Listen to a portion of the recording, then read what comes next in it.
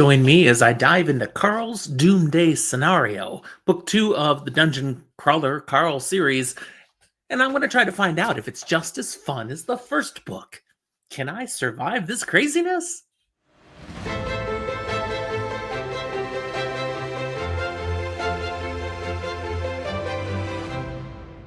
Welcome to Fantasy for the Ages, the show where father and son talk about fantasy, science fiction, horror, and other nerdy things we enjoy.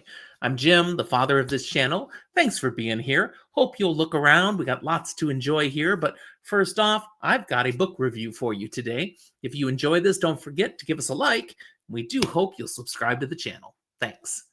Today's book review is Spoiler-Lite. Safe if you haven't read it yet. A full spoil section is at the end. Stick around if you have read it. I'm talking about Carl's Doomsday Scenario by Matt Dinniman, book 2 of the Dungeon Crawler Carl series. This one came out in 2021 and is fantasy lit RPG. Reading the first book of the series, Dungeon Crawler Carl, got me totally hooked on this. I was surprised. I had no idea what I was getting into. It was delightful. And so I have every plan to read all the way through the series and to keep with it as new books come out until we get to the end.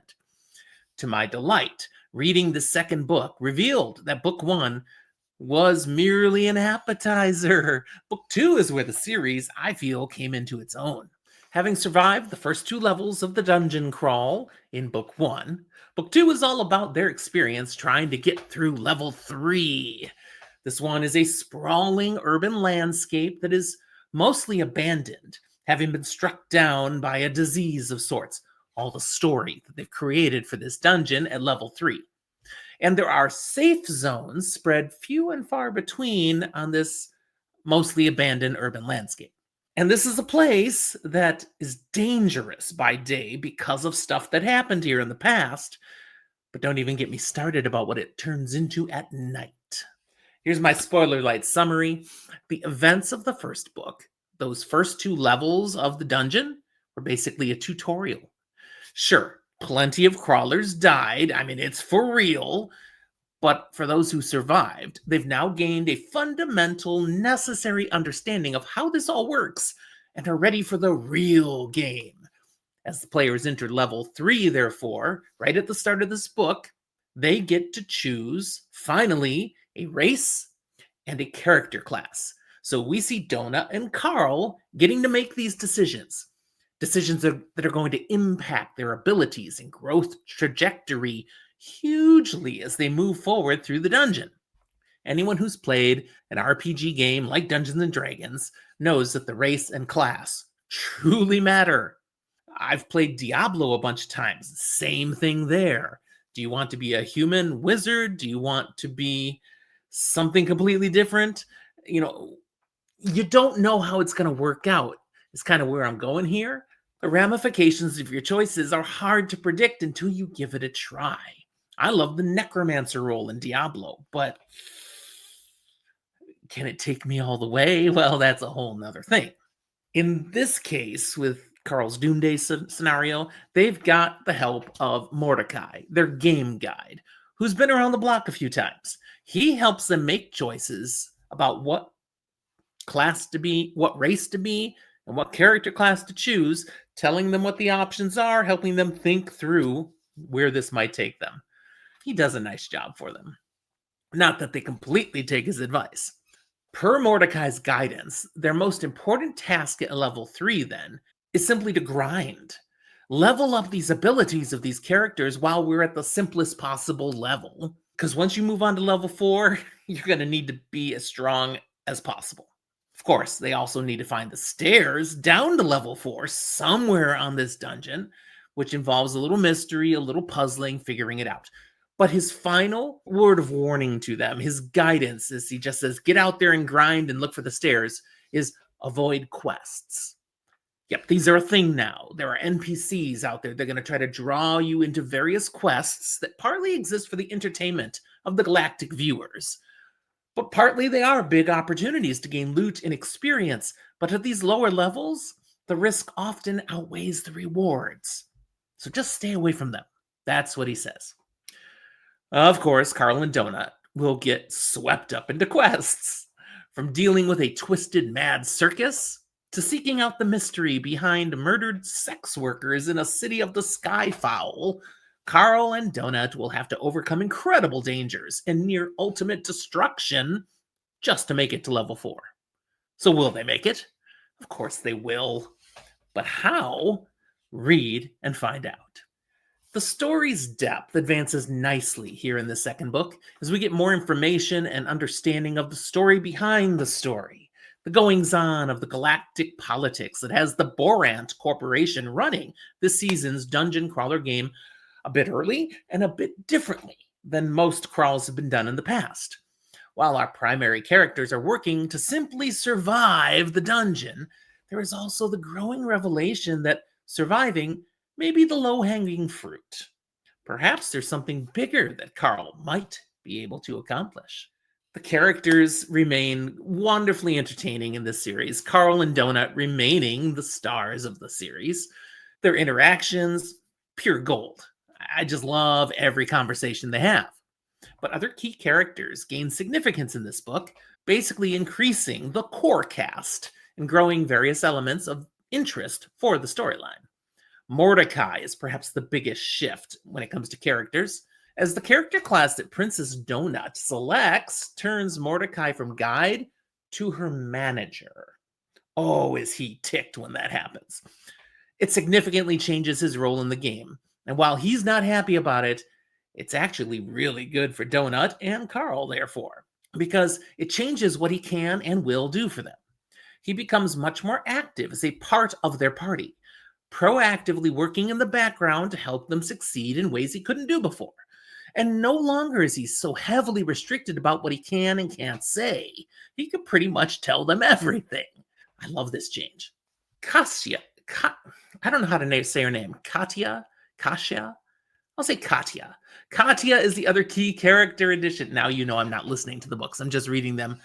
Katya, we get to enjoy this character, a former member of the powerful crawler team Brynhild's Daughters. She somehow was separated from that group, a whole massive group of powerful women, led by Hekla, one of the top crawlers in the dungeon. She ends up stumbling into Carl and Donut. Through a group chat message, Hekla requests that Carl and Donut take her under their wing as a personal favor. Something seems a little funny about that, but we're learning Carl has an element built into his personality where he's inclined to help those who need help, especially if they're weaker than he perceives he is. So Katya gets to tag along. Turns out her character race is a type of doppelganger, where she can shape herself into pretty much whoever or whatever she can conceive of, with all sorts of possibilities, therefore, and her class lends her to become kind of the tank.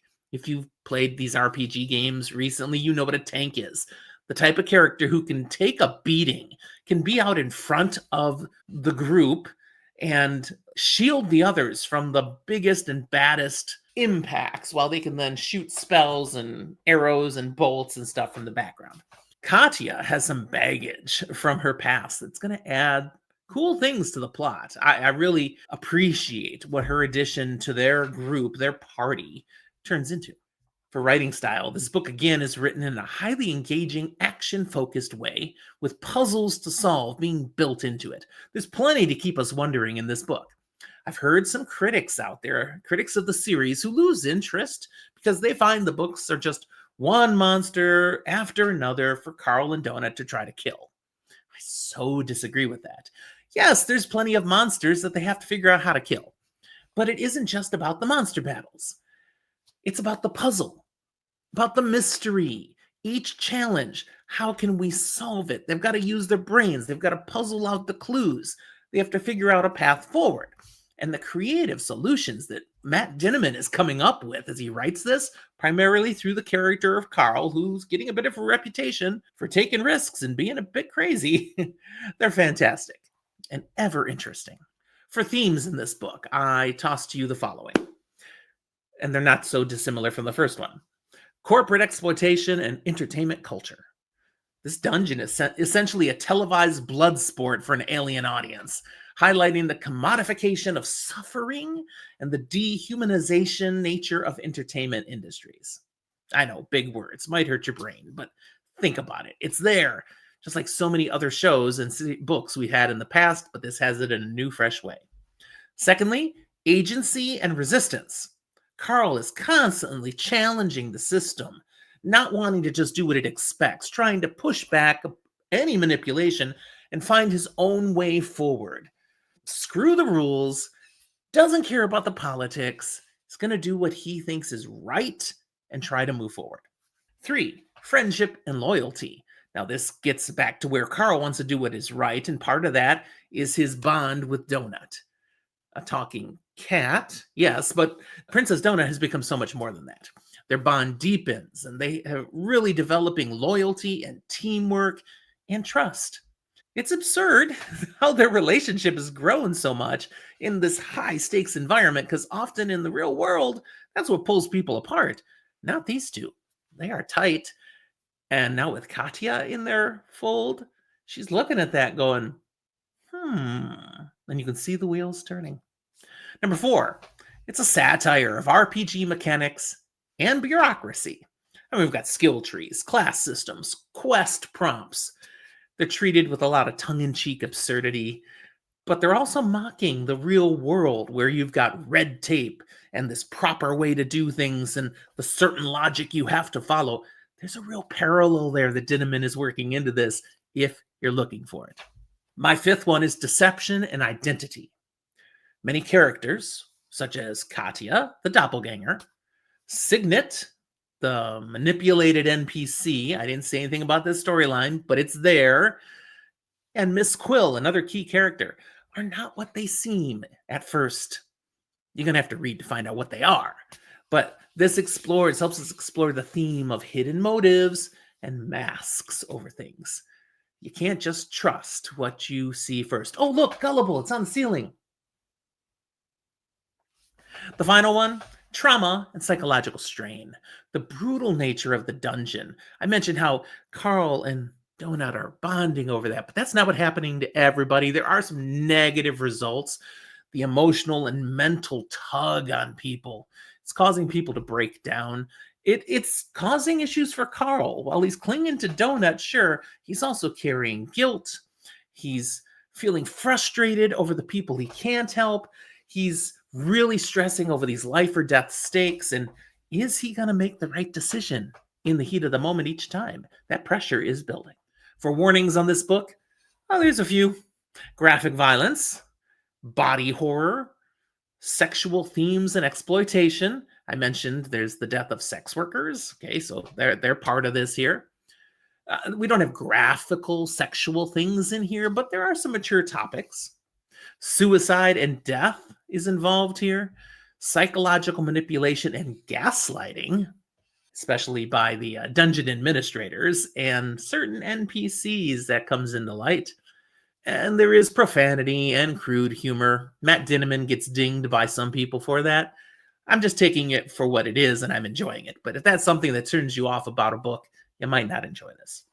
But I am enjoying it. My rating is a 5 out of 5 again. I enjoyed this book for many of the same reasons I enjoyed the first book, but instead of just being such a novelty like that first one was, nothing I'd read was quite like it.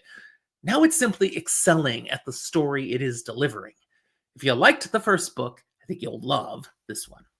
Okay, if you haven't read this yet, this is where you need to stop. Thanks for being with me here. Don't forget to like and subscribe. The Spoiler Room. Okay, you have read this book already. Here's a few more thoughts. The interviews that Carl and Donut and other crawlers get drawn into is a fantastic element of the story, as well as their interactions with the PR rep, Zev.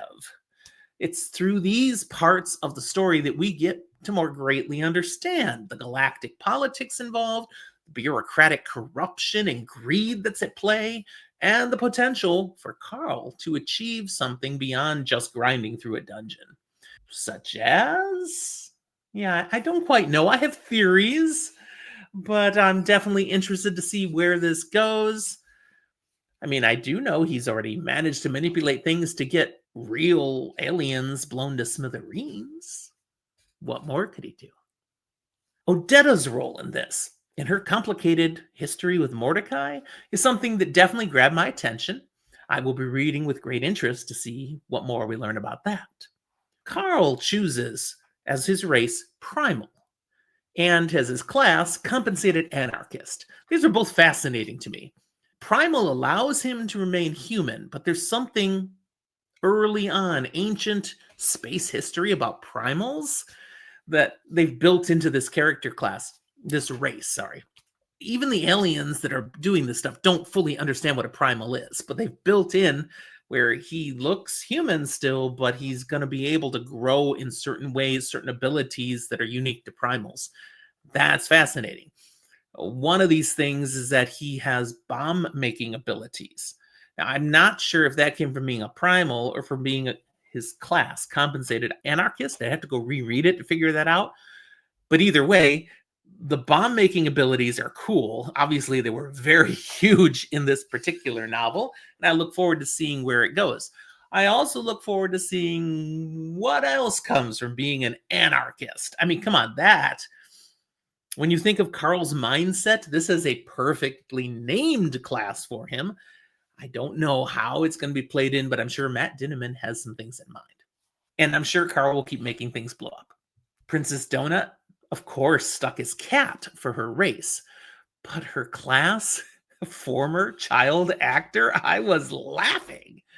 The humor is rich in this series, but the abilities that come with that.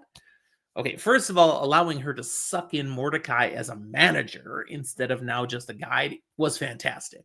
But being able to choose a new class to play at each of the different levels, that's amazing for the story. What a thing for Dinneman to have thought up. It gives them a chance to adapt to each level's particular challenges and be in world makes sense. I really look forward to see what the author does with that.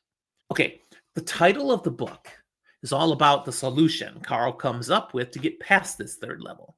He's able to trap that massive impending explosion that was going to destroy everyone and everything within an enchanted glass box and toss it in his inventory, where it's just like in stasis. Now we know he's walking around with an awesome destructive explosion just begging to be used. And I'm sure it will, but when?